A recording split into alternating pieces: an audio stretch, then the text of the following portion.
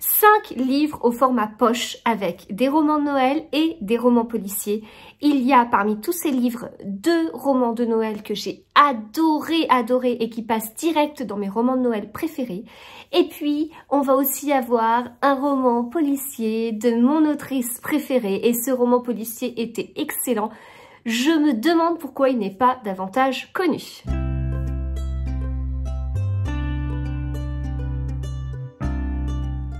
Les 5 livres dont nous allons parler, ils sont ici, ils sont là. Alors, nous allons avoir un livre de Sarah Morgan, Noël surprise dans les Highlands.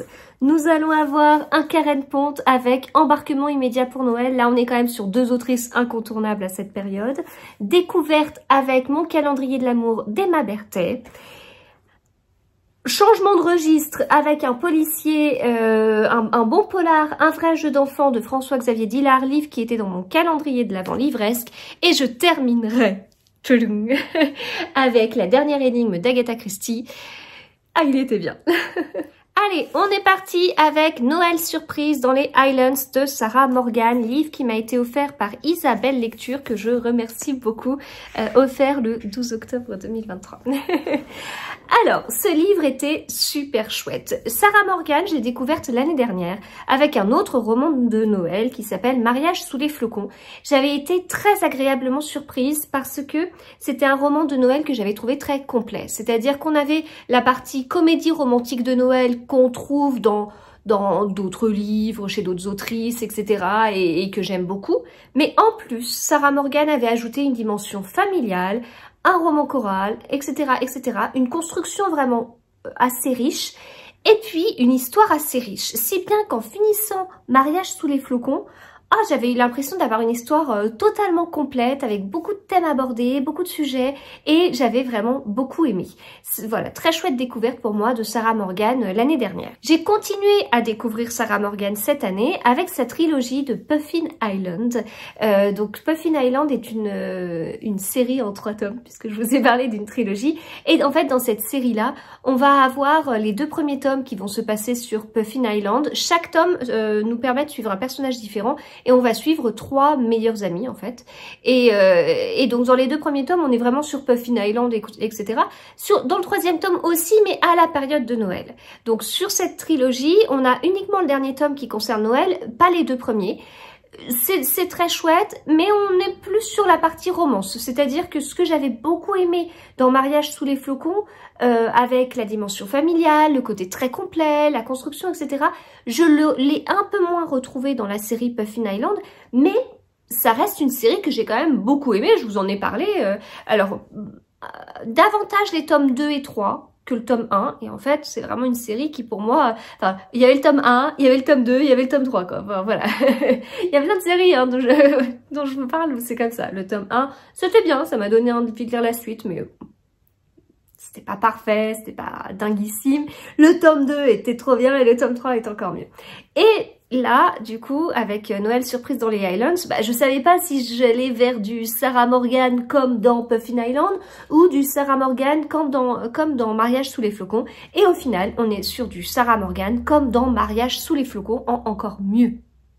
On va suivre 3 personnages, on va suivre Gail. Gail qui est une femme qui a réussi professionnellement, qui donne des conseils du coup pour s'organiser, pour réussir via des livres. C'est quelqu'un d'assez dur, avec peu de sentiments. Le tout c'est d'y arriver, on reste focus sur notre objectif, on fonce et tant pis pour les gens qui restent sur les côtés. Bon, là je vous caricature un petit peu le truc. Au début, elle nous est présentée quand même comme beaucoup plus humaine que ça. C'est un peu après où elle est un peu moins. Donc voilà, on suit Gail et tout. Puis en fait, Gail, voilà, elle a réussi, elle est en train de donner une interview.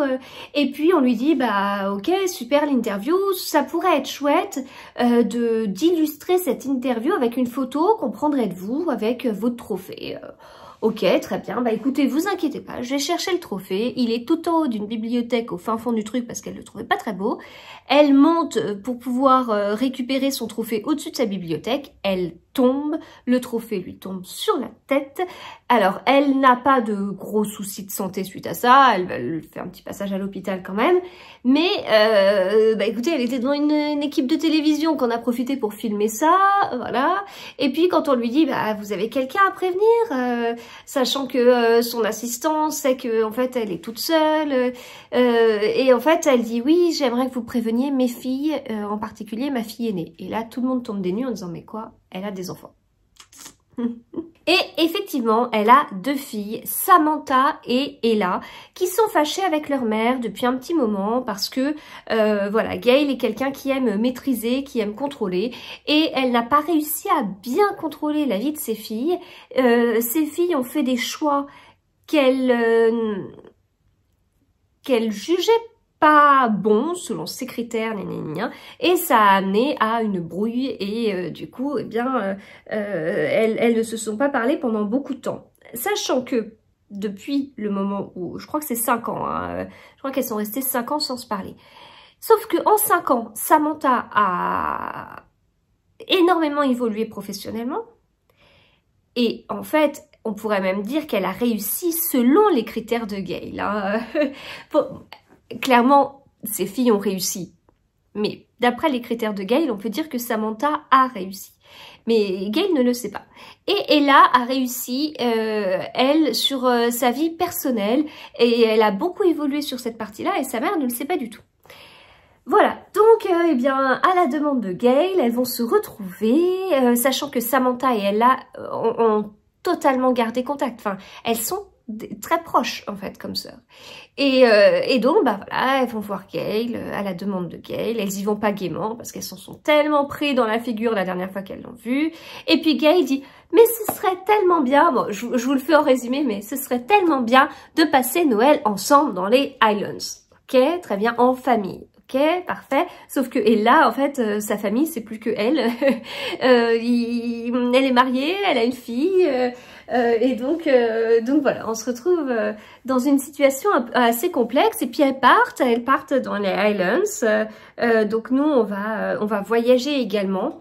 Et ça, c'était chouette d'avoir ce petit voyage. Et du coup, j'ai retrouvé vraiment ce que j'avais apprécié dans Mariage sous les flocons parce qu'on a la dimension familiale, on a la construction complète enfin construction complète, ça n'a pas de sens, c'est bien construit, j'ai bien aimé la construction qui était travaillée, peut-être ça a peut-être plus de sens comme terme. Et donc voilà, roman choral, on change de personnage, ça rend l'histoire encore plus vivante.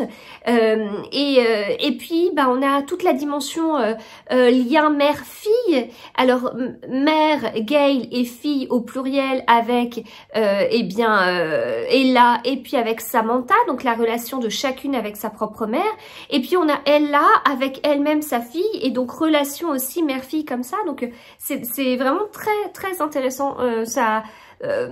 Bah voilà, ça peut faire poser question. Mes filles n'ont pas du tout l'âge de Samantha et Ella, et puis j'ai également un fils, mais ça permet de réfléchir un petit peu. Enfin, qu'est-ce qui est le plus important pour qu'est-ce qui est le plus important en tant que maman pour ses enfants? Qu'ils réussissent selon nos propres critères. Quels sont nos critères? Parce que si nos critères c'est qu'ils soient épanouis, bah c'est bien pour tout le monde. Si nos critères sont un peu plus tordus, bon voilà, c'est assez intéressant. Bon, je pense que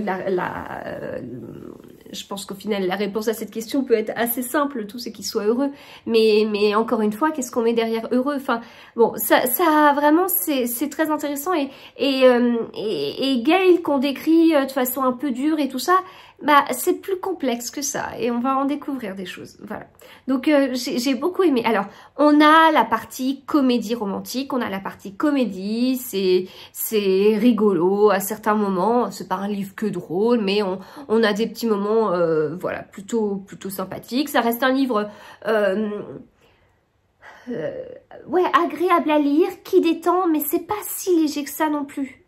Et puis on a la partie romantique, hein, on a une petite histoire, voilà. Mais du coup, bah, on a plein de choses dans ce livre, on a beaucoup de choses.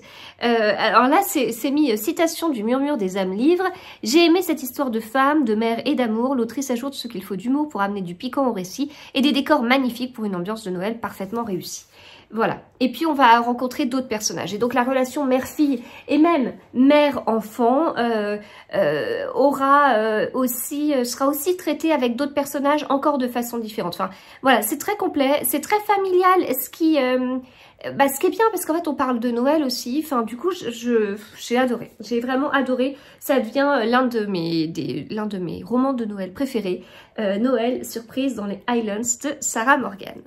Autre roman de Noël qui arrive directement dans mes préférés, Embarquement immédiat pour Noël de Karen Pont. Donc des romans de Noël de Karen Pont, il y en a 5, je pense ne pas me tromper. Nous avons donc celui-ci, Embarquement immédiat pour Noël. Avant on avait Vous faites quoi pour Noël et Vous faites quoi pour Noël, on se marie. Et la suite qui vient de sortir, et le nom n'est pas mis là, mais c'est Noël en péril à Santal et de sapin. Et puis on a Vous reprendrez bien un peu de magie pour Noël, qui était le précédent et que j'avais également, je l'avais lu l'année dernière.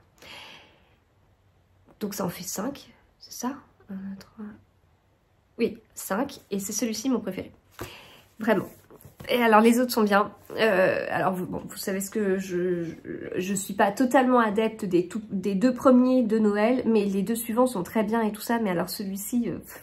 trop chouette. On va suivre les sœurs Carpentier et vous allez assister au tout début du livre à une surprise pour leurs parents. Et donc ces sœurs Carpentier, elles sont très proches. Elles s'appellent Margot et Maggie.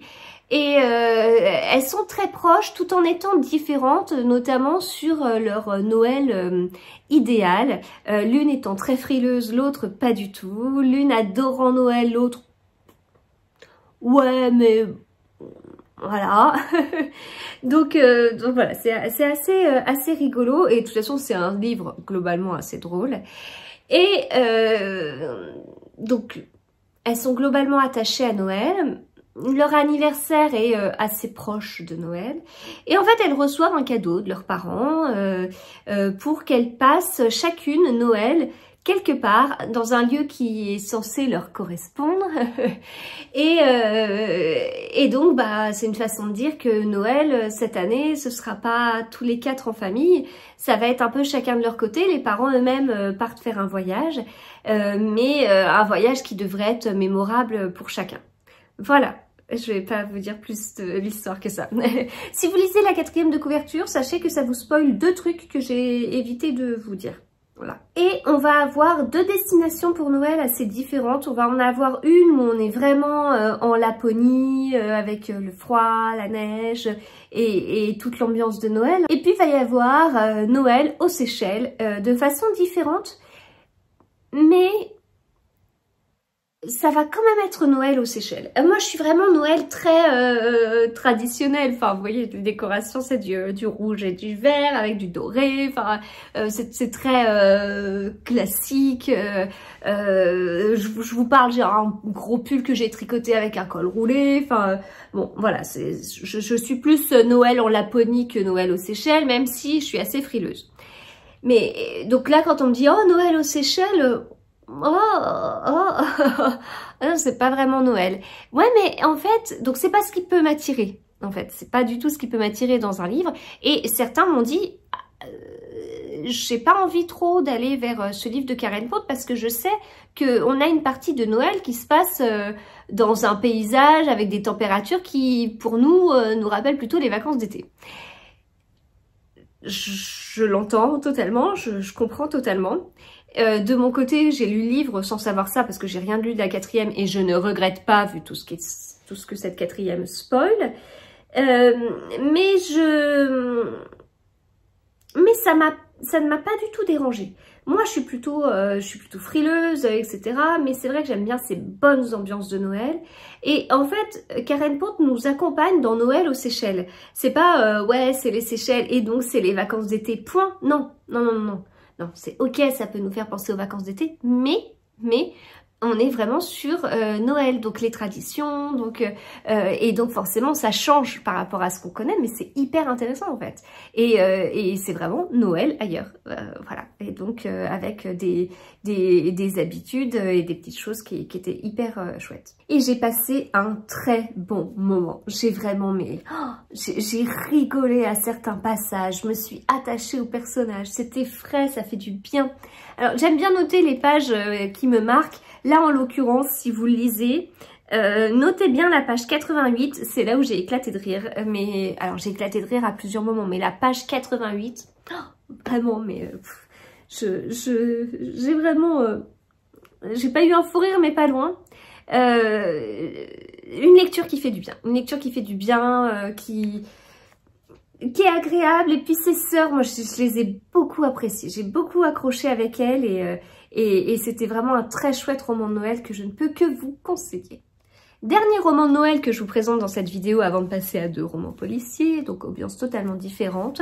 Il s'agit de Mon calendrier de l'amour d'Emma Berthet chez HarperCollins dans la collection E.H. J'ai adoré ce livre. Alors c'est un peu différent des 2 premiers où je vous dis les 2 premiers ils ont été incroyables et je les mets direct dans mon top. J'en suis quand même pas là avec celui-ci, mais il était vraiment très chouette. C'était hyper agréable comme moment de lecture, c'était bien, c'était original.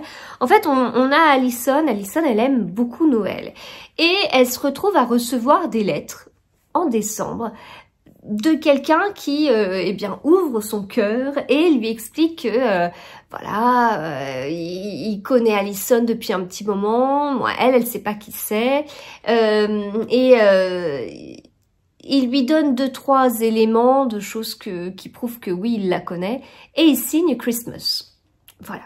Et en fait, quand on lit le livre, on s'aperçoit qu'il y a 2 hommes dans l'entourage d'Alison qui pourraient écrire ces lettres. Ouais, mais c'est lequel, en fait? C'est lequel? Bon, c'est pas une enquête incroyable, c'est pas l'objectif du livre, pas du tout. Mais bon, on voit petit à petit, on comprend qui ça peut être avant qu'Alison comprenne, mais bon, c'est pas du tout gênant. Et puis il nous manque des éléments aussi, puis à me donner ces lettres, ça va s'interrompre pour une certaine raison, mais que je peux pas vous dire. Donc en fait, on part dans un livre où on se dit, ok, c'est bon, ça va se dérouler comme ça jusqu'à Noël, etc. Puis on imagine ça, ça et ça. Ouais, mais pas tout à fait quand même. C'est pas exactement ça. Ça va y avoir des petits rebondissements, des petits changements, et c'est très bien. Et voilà, on a une bonne ambiance de Noël. On voit qu'Alison aime vraiment cette période. On est sur des chapitres très courts et du coup c'était très agréable parce que j'ai lu ce livre à un moment où j'avais pas beaucoup de temps. Alors j'ai lu des petits bouts de ce livre sur plusieurs jours, alors j'avais pas beaucoup de temps avant de réussir à me poser et à le lire d'une traite et c'était trop bien. Mais comme les chapitres étaient très courts, ça me permettait vraiment de pouvoir le sortir vite fait, enfin du style je suis en avance quelque part, je peux lire 1 ou 2 chapitres dans la voiture, j'ai accompagné ma grande dans le magasin, elle essayait des vêtements, quand elle essayait ses vêtements, hop, je sortais mon livre, j'avais le temps de lire 2 chapitres, voilà. Donc ça c'est très agréable, toutes les histoires, tous les livres ne me donnent pas envie de les sortir comme ça pour 2 secondes, donc si là je le faisais... oh là, je viens de faire un petit coup dans la caméra. Si là je le fais, c'est parce que vraiment le livre m'intéressait. Par exemple, chapitre 7, hop, voilà, chapitre 8, et voilà, lettre 1, chapitre 9, et à chaque début de chapitre, on a le nombre de jours avant Noël. Donc voilà, c'est vraiment, vu la petite longueur des chapitres, eh bien c'était très agréable de pouvoir le sortir. Mais si vous me suivez sur Instagram ou si vous me suivez dans mes vlogmas, vous devez savoir que c'est bien de sortir son livre très régulièrement, très fréquemment comme j'ai pu le faire, mais il y a des risques. Et là, je vous montre le beau livre que j'ai acheté en magasin alors que j'en étais à la page 80. Et là, vous avez le livre que j'ai laissé de côté parce que j'ai renversé un verre dedans. Et voilà, avec les glaçons qui étaient mis dans différentes pages, quoi. Donc j'en étais là, hein, voilà, quand quand nous avons mangé avec ma grande le midi, j'en étais là. Et donc, marque-page, le livre s'est ouvert naturellement, plus naturellement à ces endroits-là, catastrophe. Et vu l'état du livre, j'ai pas souhaité poursuivre ma lecture dans ce livre complètement mort. Alors, heureusement, il n'était pas dédicacé. C'est un livre que j'avais reçu en service presse et donc je l'ai acheté pour avoir une jolie version. Et qu'est-ce que je vais faire de celui-ci? Je vais réfléchir, mais voilà. Donc, livre que j'ai pris beaucoup de plaisir à lire et à sortir rapidement, mais qu'en a souffert. Voilà, donc tout ça pour vous dire que c'est un livre qui fait du bien, j'étais bien avec les personnages, j'avais hâte de les retrouver, même pour 5 minutes, et je ne peux que vous le conseiller. On poursuit avec un livre qui était dans mon calendrier de l'Avent livresque, le 11 décembre. Il s'agit d'un vrai jeu d'enfant de François-Xavier Dillard. François-Xavier Dillard est un auteur que j'ai découvert avec un seul livre, je n'en ai lu qu'un de lui, c'est...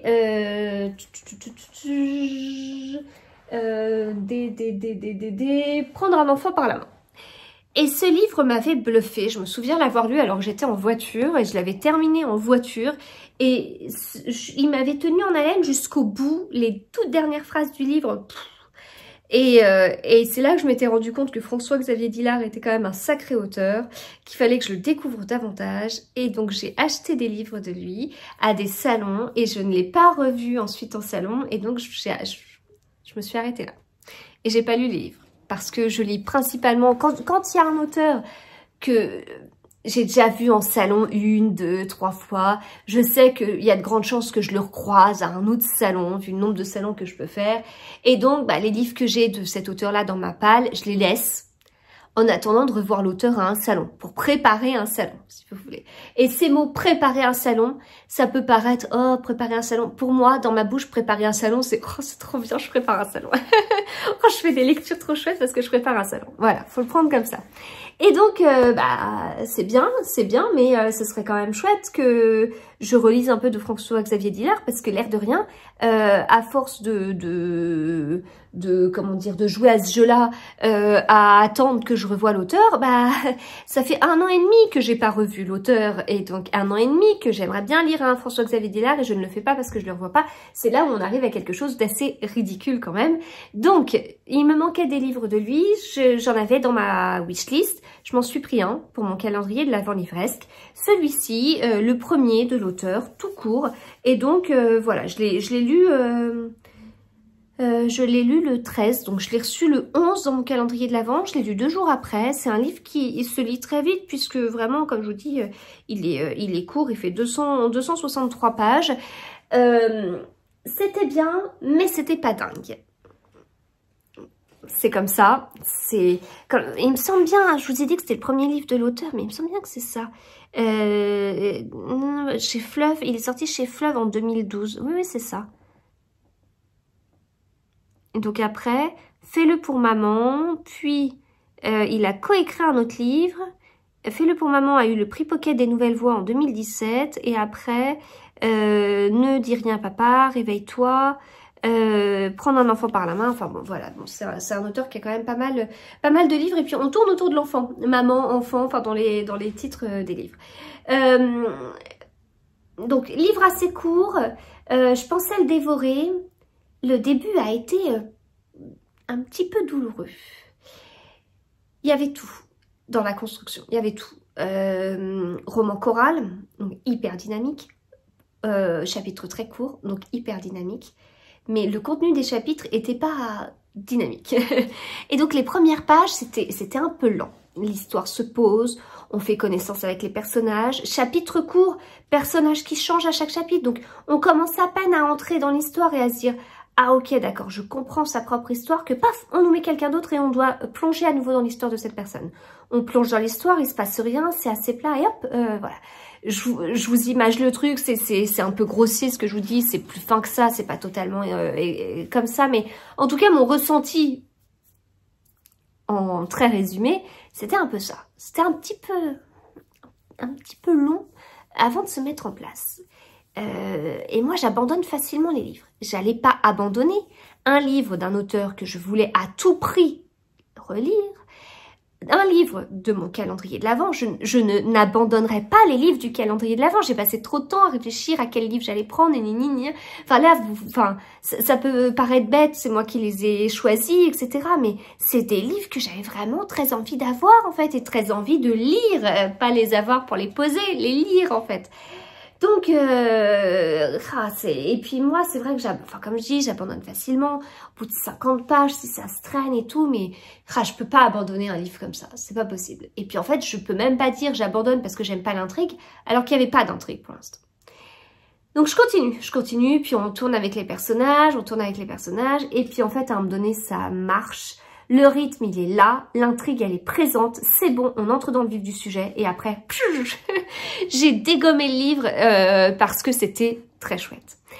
Donc, l'histoire, parce que je ne vous ai encore rien raconté, on a 3 camps. On a 3 camps et on a une place centrale, on a la place Vendôme. On a une bijouterie de cette place Vendôme qui souhaiterait que ces bijoux soient pris en photo, et en fait il y a une petite astuce, un petit truc pour transporter les bijoux à l'endroit du lieu de la photographie. Le plus sûr, méthode déjà testée dans d'autres pays, c'est de prendre une étudiante lambda qui met les bijoux dans son sac à dos et puis qui traverse tout à fait normalement, et qui va sur le lieu pour faire les photos. Et après, voilà, c'est gagné, les photos sont faites, etc.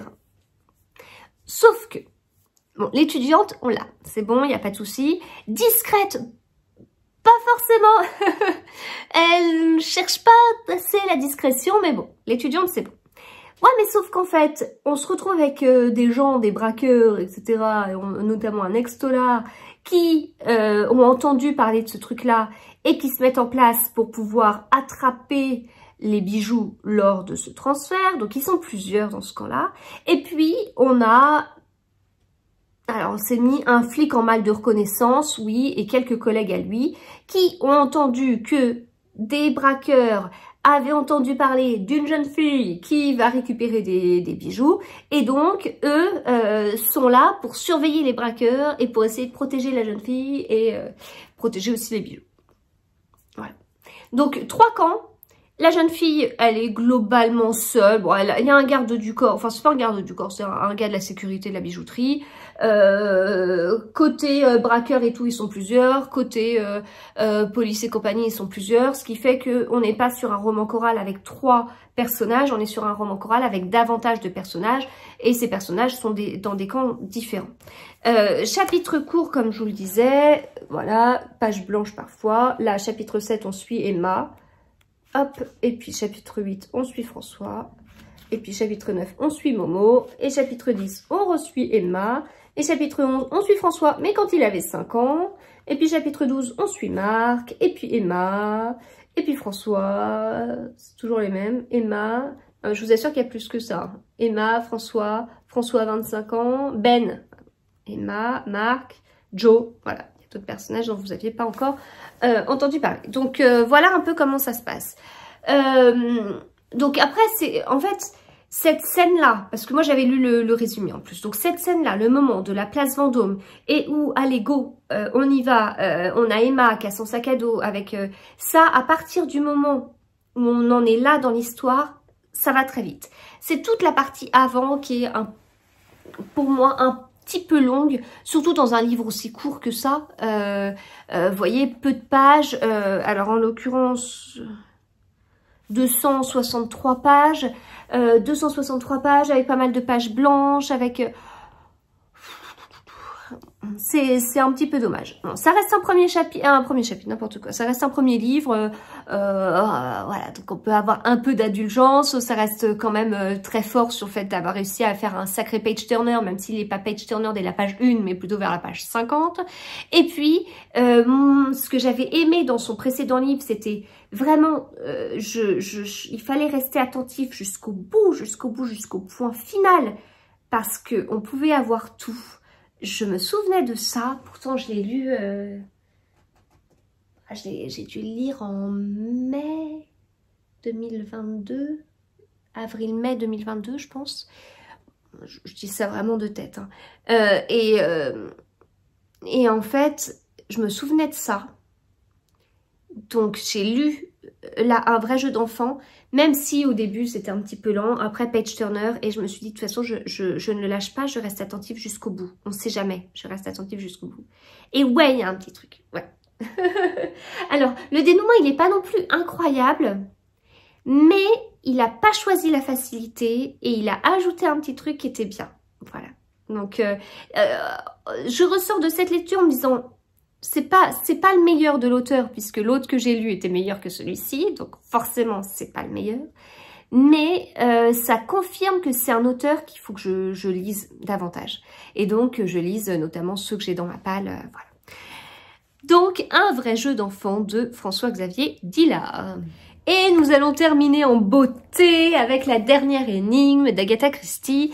Il s'agit du livre que j'ai lu dans le cadre du challenge Read Christie 2023 pour le mois de décembre, livre que nous avons sélectionné avec le grenier d'automne.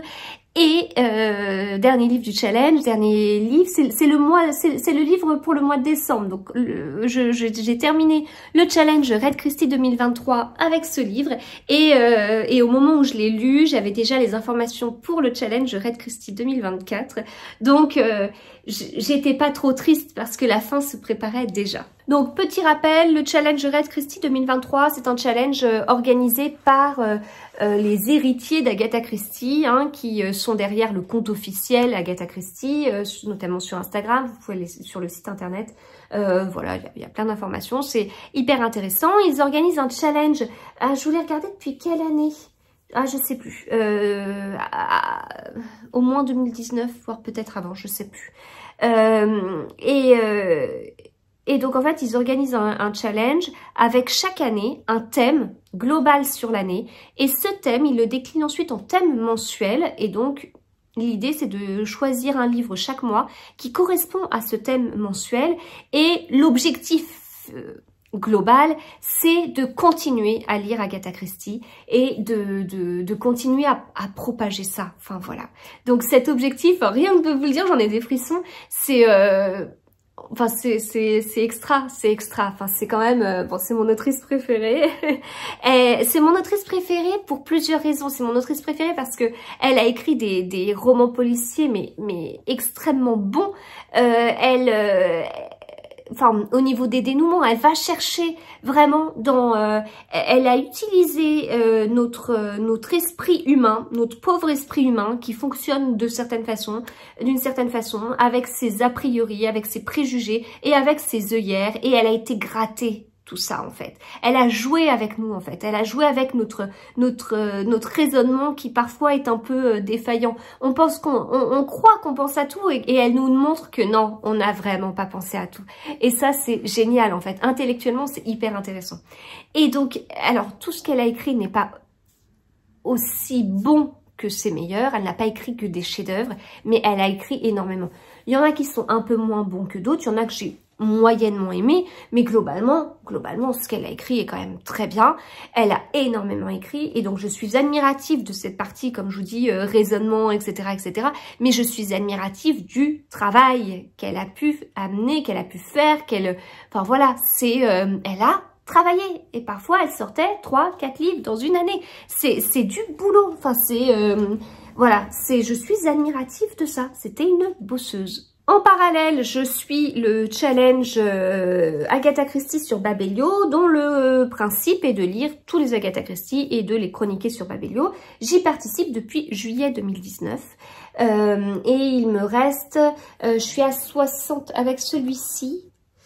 J'ai un petit fichier Excel spécial Agatha Christie, donc je vais pouvoir vous dire ça. Avec celui-ci, je dois être à 64 livres lus, sachant que dans la collection livres de poche comme ça, avec les nouvelles couvertures sorties à peu près en juillet 2019, quand j'ai commencé à faire ce challenge Babelio, eh bien, on en a 88. Donc il me manque...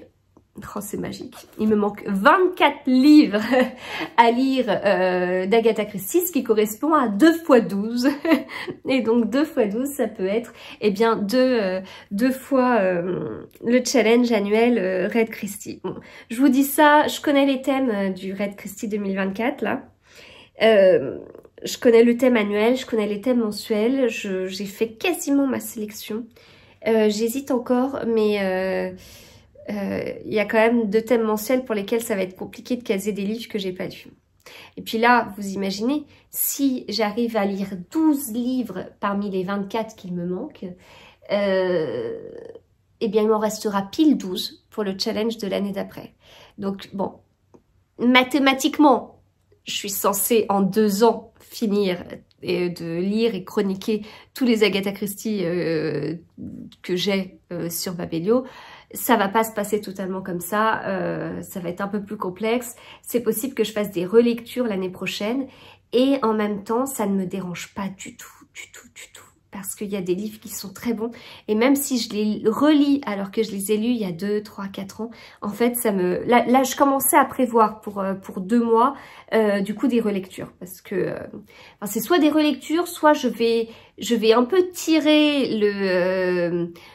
comment dire, je vais un peu étendre le thème mensuel sans être totalement dans le tort, mais bon, je vais un peu jouer avec ça, je pourrais jouer un peu avec ça, bon, ça va peut-être un peu dommage, bon, je sais pas, faut que je réfléchisse, mais en tout cas, si au final, je dois relire des Agatha Christie, franchement, c'est pas du tout un souci, et puis, de toute façon, une fois que j'aurai terminé d'avoir lu tous les Agatha Christie, de les avoir chroniqués dans Babelio, je vais pas fermer la porte et me dire, c'est bon, c'est terminé, je ne lis plus jamais d'Agatha Christie. Moi, j'adore ces challenges-là, et donc, je continuerai certainement à en relire, et avec plaisir. Alors peut-être que je me focaliserai sur mes préférés.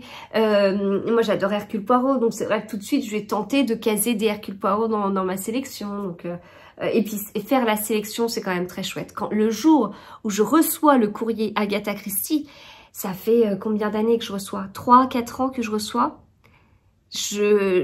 Enfin, je suis folle quoi. Enfin, quand je reçois ce courrier, mais oh là là, c'est un moment de folie pour moi.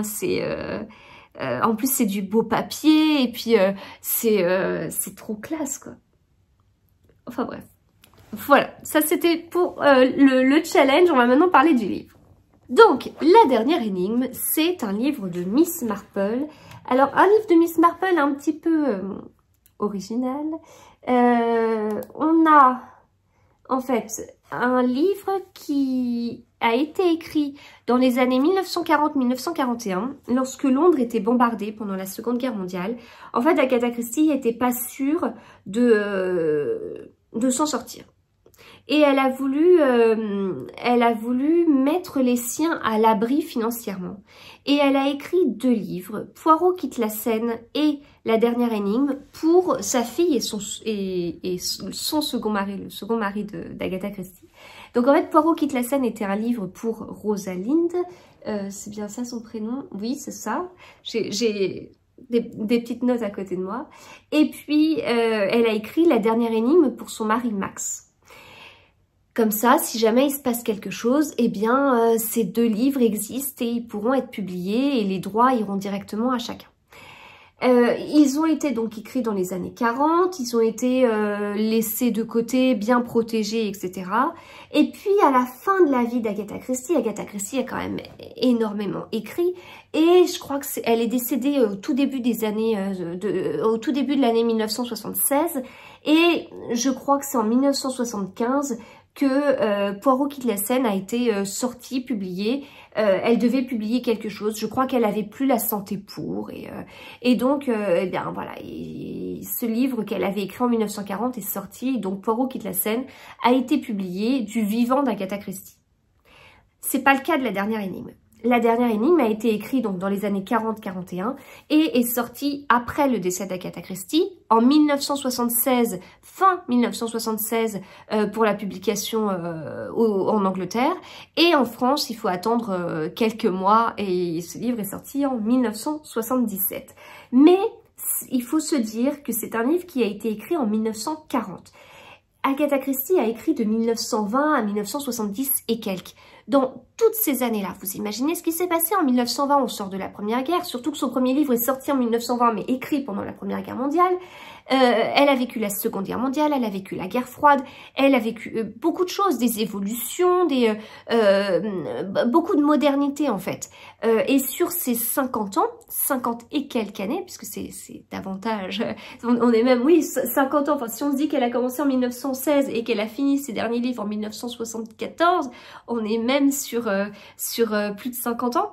Donc sur ces quasiment 60 ans, il s'est passé beaucoup de choses et elle a forcément évolué dans les sujets traités, mais aussi dans son écriture. C'est normal, c'est logique. Hein. La femme qu'elle était en 1920, c'est quand même pas la même qu'à la fin de sa vie. Elle a vécu, elle a fait en plus beaucoup de voyages, elle s'est mariée 2 fois, elle a eu un enfant, voilà. Donc et elle a été grand-mère. Enfin donc tout ça, c'est quand même des choses qui ont étoffé son écriture. Donc on se retrouve avec un Miss Marple un petit peu particulier. Et je vous dis tout ça, c'est logique et tout ça, ouais, mais sauf que je connaissais cette histoire, hein, mais j'avais oublié que le livre pour Miss Marple, c'était La Dernière Énigme. Et quand je l'ai lu, j'avais l'impression de lire un Agatha Christie de la fin de sa vie, mais c'était pas le cas. En fait, après j'ai fait mes recherches alors que j'étais en cours de lecture, et voilà, donc de mon côté, si on m'avait donné ce livre comme ça, sans me donner d'année, j'aurais pas réussi à repérer qu'on était sur un Agatha Christie de 1940. C'est hyper intéressant aussi, et c'est là où vous voyez j'ai une énorme marge de progression, et ça veut dire que je pourrais les relire encore pour vous imaginez si dans 10 ans je suis capable de vous dire là, ce livre-là, je ne connais pas l'année, mais forcément écrit en 1940, forcément, ce serait trop classe quoi. Pour ça, faut lire. Et d'ailleurs, je me disais que entre la préparation du Raid Christie 2024 et puis cette histoire-là, je me disais que j'aurais vraiment aimé avoir un livre, et en fait, enfin, ce que je vous dis, c'est un souhait que j'ai depuis 15 ans, avoir un livre qui reprendrait chaque œuvre d'Agatha Christie, qui décortiquerait chaque œuvre d'Agatha Christie, où on aurait pour chaque livre les personnages qu'on retrouve, personnage principal, s'il y en a un, s'il est récurrent, personnage secondaire, genre Ariadne Oliver, Raymond West, le neveu de Miss Marple, enfin voilà. Et puis des éléments, un résumé du livre, des éléments clés sur la construction du livre, etc. Pourquoi pas un livre qui spoilerait? Après, on peut très bien mettre un petit spoil caché avec un petit papier et soulever si le lecteur souhaite. Enfin bon, il y a plein de choses à faire, mais ce serait génial d'avoir comme ça un livre qui décortiquerait les œuvres et qui dirait, bah voilà, elle a écrit à telle période de sa vie, etc., etc. En fait, comme je dis, ça fait 15 ans que je cherche ça. Parce que, il y a 13 ans, on est fin de l'année, il y a 13 ans, oui, c'est ça, il y a 13 ans, j'ai lu une grosse partie de l'autobiographie d'Agatha Christie. J'étais enceinte de ma fille aînée, j'avais du temps parce que j'étais alitée et je lisais l'autobiographie et dès qu'elle parlait d'un livre, de l'écriture d'un livre, hop, je m'interrompais pour lire le livre en question. Et en fait, j'espérais trouver ça. C'est-à-dire que dans l'autobiographie d'Agatha Christie, j'espérais avoir, bah voilà, je me sentais comme ci, comme ça, machin m'avait donné telle idée, et j'ai rencontré machin, et je me suis dit, oh, celui-ci ferait un excellent meurtrier, et hop, du coup, j'ai créé ce livre, enfin, à l'idéal, j'imaginais ça, si vous voulez. Et en fait, dans l'autobiographie, vous avez genre la moitié du livre qui est sur son enfance. Alors je peux vous dire qu'Agatha Christie a eu une enfance incroyable, très douée, à l'école, mais elle n'allait pas à l'école. Elle avait beaucoup beaucoup de curiosité, etc., etc. Et voilà, donc l'enfance d'Agatha Christie, je la connais parfaitement. Enfin, j'exagère, hein, ne me posez pas de questions, hein, n'essayez pas de me piéger. Ce serait vraiment facile de me piéger malgré tout. Mais bon, on a une grosse partie sur l'enfance d'Agatha Christie, très bien, on apprend à la connaître. Et puis en fait, après, c'est les livres dont elle parle, ça va très vite. Et parfois c'est c'est exactement cette année-là qu'est sorti mon livre, je ne suis pas coupable, et point. Et quand est-ce qu'elle a écrit... j'ai pris ce livre au hasard. Quand est-ce qu'elle a écrit ce livre? Pourquoi? Le contexte, l'inspiration et tout? On n'a rien. On n'a rien. On n'a rien. C'est une autobiographie. Donc, quelque part, c'est la source la plus directe. Hein. Elle écrit sa vie directement pour le lecteur. On n'a pas un biographe au milieu qui vient... comment dire, mettre du bruit, enfin, qui vient en intermédiaire et peut-être nous enlever quelque chose. Là, il n'y a pas plus direct que l'auteur qui écrit son autobiographie et le lecteur. Ouais, mais c'est Agatha Christie. Et donc, si vous voulez, sa disparition, la fameuse disparition, on a l'impression qu'on ne retient que ça de sa vie. Elle a disparu, ok. Elle ne s'en est jamais expliquée, y compris dans l'autobiographie. Ça aurait pu être le moment. Ah bah non, pas du tout. Parce qu'en fait, Agatha Christie, bah... faut pas oublier qu'elle essaye à chaque fois de nous avoir dans ses livres. Donc, elle réussit à nous avoir dans son autobiographie. Donc, ouais, je rêve d'un livre, si vous voulez, qui reprendrait toutes les œuvres d'Agatha Christie. Pourquoi pas aller taper aussi sur les livres qu'elle a écrits sous le pseudonyme Mary Westmacott. Enfin, voilà. Et elle a écrit des pièces de théâtre, elle a écrit des nouvelles, elle a écrit... dans les 88 livres dont je vous parlais, il y a pièces de théâtre et il y a recueil de nouvelles. Elle a écrit beaucoup de choses et ça m'intéresserait d'avoir, alors pour le coup, un spécialiste, hein, un intermédiaire qui irait comme ça creuser dans chaque livre, relever des petites choses importantes ou nous dire, tiens, là, faut savoir que dans le meurtre de Roger Ackroyd, tel personnage féminin fait penser à Miss Marple et fait penser à Agatha Christie sur tel ou tel point, ou elle s'est inspirée de sa grand-mère, ou voilà, mais ça c'est chouette en fait. On peut le savoir si on gratte sur internet, mais même sur internet j'ai du mal à trouver ça. Je vais avoir quelques informations sur Wikipédia, il y a bien une page par roman ou recueil de nouvelles, mais j'arrive pas à trouver ça. Voilà, et je viens de vous dire tout ça et je ne vous ai pas encore parlé du livre. On va parler du livre, Miss Marple, écrit en 1940, ça je vous l'ai dit, et on a une Miss Marple qui se déplace, mais pas trop loin, et puis en fait elle va discuter avec son médecin pour avoir des raisons d'aller quelque part. Oui, parce qu'en fait Miss Marple, elle a rencontré un couple avec Gwenda et je sais plus comment il s'appelle son mari, Guys, je crois. Gwenda et je ne trouve pas, je ne sais plus. Et en fait, on a oui c'est ça, Giles. Et donc, en fait, Gwenda, elle habitait en Nouvelle-Zélande. Et elle revient avec son mari, enfin elle veut s'installer avec son mari, et elle lui dit, il doit la rejoindre un peu après, je sais pas quoi. Et elle a dit, attends, je vais chercher une maison, gna. Et donc elle va visiter plusieurs maisons, puis elle tombe sur une maison qui lui parle en fait, qui vraiment... vous savez, certaines personnes disent ça, aiment bien acheter dans l'ancien parce que elles ont besoin d'avoir les atmosphères, d'avoir vraiment... de ressentir quelque chose dans la maison. Alors, moi, je fais construire... J'ai toujours habité dans des appartements ou des maisons que j'ai acheté sur plan ou j'ai fait construire. Donc moi, je suis pas trop comme ça, mais il y a ce côté-là. Et là, c'est exactement ce qui se passe en fait. Elle arrive dans une maison, tout de suite, ça lui parle, cette maison, ça lui évoque beaucoup de choses, vraiment beaucoup d'émotions. Donc pour elle, c'est bon, c'est forcément cette maison. En plus, elle imagine des choses, elle se dit tiens, à tel endroit, on pourrait très bien mettre une porte, une ouverture, etc. Oh bah là, on pourrait faire ça comme ça. Puis quand elle parle avec des gens qui ont connu la maison, les gens lui disent bah oui, mais en fait, à l'époque, il y avait une porte là. Bah oui, mais dans le jardin, bah c'était bien comme vous dites, c'était bien comme ça. Bizarre, sachant que le surnaturel, c'est pas souvent ce qu'on trouve dans les romans d'Agatha Christie, même si elle a écrit quelques nouvelles. Voilà. Donc, curieux, et puis bah est-ce que Gwenda elle est pas en train d'inventer des trucs, est-ce qu'elle a bien toute sa tête, et en même temps tout ça l'amène vers une vision où elle a l'impression qu'il y a eu un mort dans cette maison, et en l'occurrence une morte, et donc ça la titille un petit peu. Son mari la rejoint. Et donc ils vont tomber sur Miss Marple. Miss Marple flaire le danger, veut essayer de les aider. Et on va avoir à ce moment-là une enquête qui va débuter. C'est très intéressant parce qu'on se retrouve avec des choses qui pour moi sont extrêmement modernes. Et c'est aussi pour ça que ça me fait bizarre de me dire qu'Agatha Christie a écrit ce livre en 1940. On est déjà sur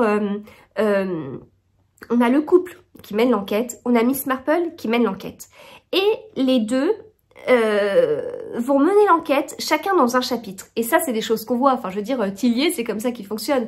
Il a deux personnages différents, et puis à chaque chapitre, il alterne, et il y a un bout d'enquête qui avance en parallèle, ou deux enquêtes différentes, et ça se rejoint. Enfin, et puis il y en a plein des livres comme ça. Donc ça, c'était assez original. Ce qui est aussi original, c'est que on a Miss Marple qui est plutôt posée, c'est pas des enquêtes avec une action incroyable, elle est plutôt dans le raisonnement, dans la connaissance de la nature humaine, elle tricote, c'est très bien, mais voilà, elle est pas hyper sportive, etc.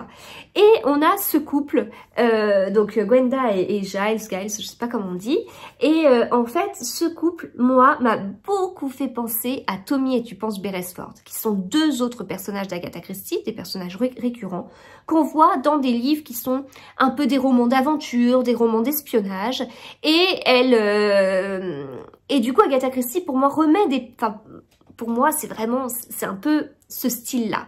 Alors peut-être un peu moins aventureux, ok, ce ne sont pas des espions, mais il y a des choses vraiment qui m'ont fait penser à ça, et du coup c'est un mélange hyper original. On a Miss Marple qui est la plus posée, la plus calme, la plus transparente des personnages qu'elle a, et elle met quasiment, enfin en même temps des copies du couple Tommy et tu penses Beresford extra. Donc voilà, très rigolo d'avoir ce mélange en fait, d'avoir ces personnages,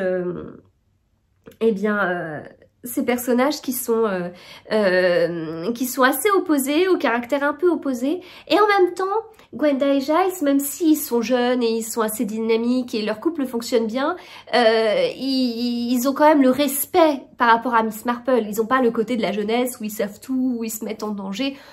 Mise en danger certes un peu, mais bon. Donc voilà, c'est dynamique, ce livre se lit super vite. Les Agatha Christie, c'est pas toujours le cas, ils se lisent pas toujours super vite, mais là c'est le cas. Pareil, le truc qui m'a fait dire que ça pouvait pas être un Agatha Christie du début, et pourtant je me suis trompée, c'est qu'on a beaucoup de personnages, mais ils sont introduits au compte-gouttes. Alors que Agatha Christie, dans une bonne partie de ses livres, elle met beaucoup de personnages qu'elle introduit en 2 pages. 2 pages, 10 personnages, clac, clac, clac, ça y est. Vous connaissez tout, un paragraphe et par personnage et tout. Et faut réussir à suivre et à se rappeler qui est qui. Et c'est là où je prends des notes pour les personnages parce que sinon je confonds tout très vite et c'est très agaçant. Donc là non, tout est mis au compte-gouttes, c'est hyper simple à suivre et tout ça. Enfin, franchement, il est bon. Il est bon. Ce qui serait intéressant, c'est de savoir si elle l'a pas retouché. Vous savez, elle l'a écrit en 1940. Est-ce que tous les ans, elle allait pas remettre une petite touche? Je pense pas quand même. Voilà. Et très bon jusqu'au bout, hein, forcément. Donc, on était sur la dernière énigme d'Agatha Christie, un livre que je vous conseille, qu'on voit pas tant passer que ça. Je suis pas une énorme fan de Miss Marple, parce que moi, je suis plutôt team Poirot. Mais franchement, très bon. Très bon. Je pensais faire un épisode de podcast court, mais c'est pas le cas. J'en suis désolée. J'espère en tout cas que cette vidéo vous aura quand même plu. Si c'est le cas, n'hésitez pas à me le dire, à me mettre un petit pouce vers le haut, à me laisser un petit commentaire. Cette vidéo sortira vraiment dans les jours de Noël. Donc je vous souhaite un très joyeux Noël à tous et à très vite.